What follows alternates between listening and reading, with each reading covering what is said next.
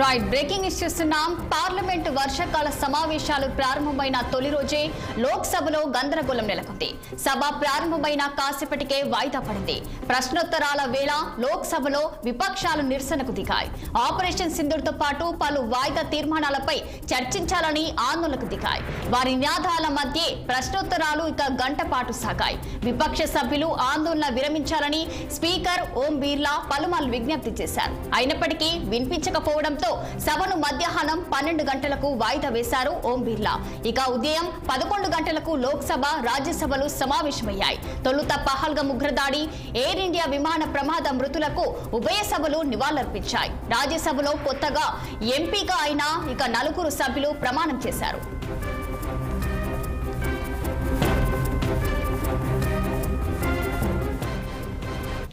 ఇక ఇదే అంశంపై మరింత సమాచారం మా ఢిల్లీ ప్రతినిధి అశోక్ రెడ్డి లైవ్ లో అందించేందుకు సిద్ధంగా ఉన్నారు. చెప్పండి అశోక్, ఇక మరి పార్లమెంట్ మాన్సూన్ సెషన్ నేపథ్యంలో అధికార ప్రతిపక్షాల వ్యూహాలేంటి, అప్డేట్స్ ఏంటి? సమావేశాలు ప్రారంభమై దాదాపు నెల రోజుల పాటు ఈ పార్లమెంటు సమావేశాలు కొనసాగబోతున్నాయి. సో ఈ రోజు నుంచి ఆగస్టు 21 వరకు మొత్తం నెల రోజుల పాటు ఉంటాయి. 21 పని దినాల పాటు ఈ పార్లమెంటు సమావేశాలు కొనసాగనున్నాయి. సో ఈ పార్లమెంటు సమావేశాల్లో కేంద్ర ప్రభుత్వము 8 బిల్లులను ప్రవేశపెట్టనుంది. సో అత్యంత కీలకమైన బిల్లులు పాస్ చేసుకునేందుకు అటు లోక్సభలో, రాజ్యసభలో ప్రయత్నం చేస్తుంది. అందులో భాగంగానే నిన్న ఆల్ పార్టీ మీటింగ్ కూడా నిర్వహించి సభ సజావుగా జరగాలంటూ విపక్షాలను రిక్వెస్ట్ చేశాయి. సో అటు ప్రధానమంత్రి నరేంద్ర మోడీ ఈరోజు రాష్ట్రపతి క్రితమే పార్లమెంట్ సమావేశాల సందర్భంగా మీడియా ముఖంగా మాట్లాడుతూ అన్ని అంశాలపై చర్చించేందుకు సిద్ధంగా ఉన్నాము. దేశవ్యాప్తంగా మాన్సూన్ సెషన్ నడుస్తోంది. విస్తారంగా వర్షాలు పడుతున్నాయి. ఇది రైతులకు శుభవార్త.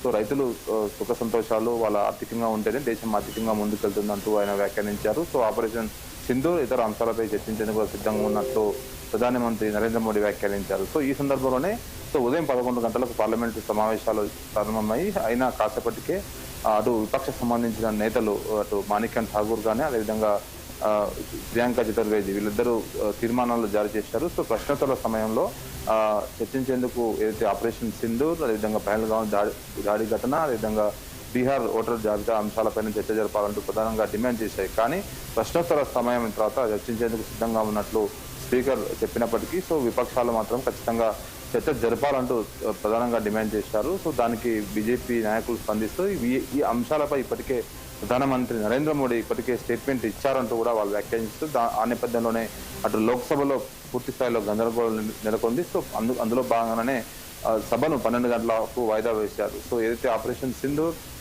ఏదైతే పహల్గామ్ దాడి ఘటన ఉందో సో దాన్ని ప్రధానంగా లోపల సభలో ప్రధానమంత్రి నరేంద్ర మోడీ స్టేట్మెంట్ ఇవ్వాలి. అసలు ఎందుకు ఆపరేషన్ సింధూర్ను వెనక్కి తీసుకున్నారు, ముందు ఆపరేషన్ అయితే పహల్గామ్ దాడి ఘటనలో పాల్గొన్న ఎవరైతే టెర్రరిస్ట్ ఉన్నారో వాళ్ళని ఎందుకు ఇంకా ఇంతవరకు అరెస్ట్ చేయలేదు.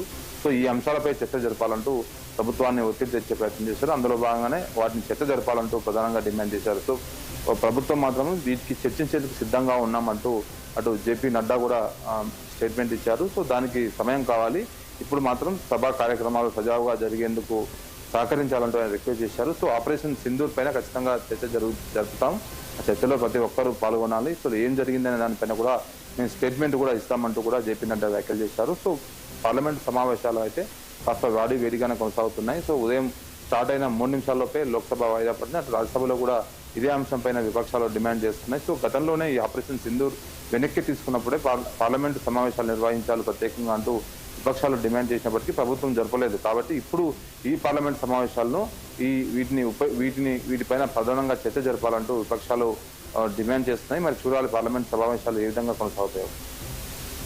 Okay, thank you for the updates Ashok.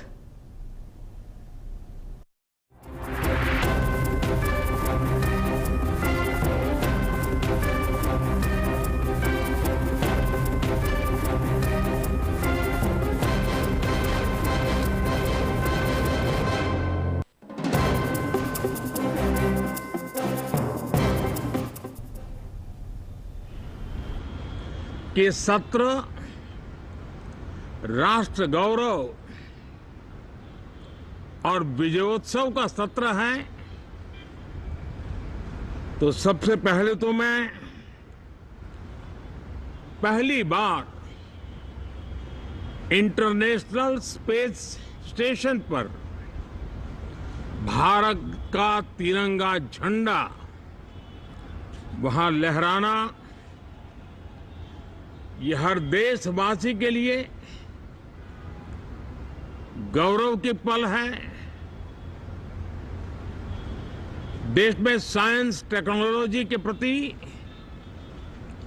Innovation के प्रति नया उमंग और उत्साह भरने वाली ये सफल यात्रा रही है और पूरे सांसद, लोकसभा राज्यसभा दोनों सदन देशवासी जिस गौरव का अनुभव कर रहे हैं उसमें एक स्वर से जुड़ेंगे, एक स्वर से इसका यशगान होगा जो भारत को अंतरिक्ष में नई ऊंचाइयां पर पहुंचाने वाले जो भावी कार्यक्रम है उनके लिए भी प्रेरक बनेगा, प्रोत्साहन।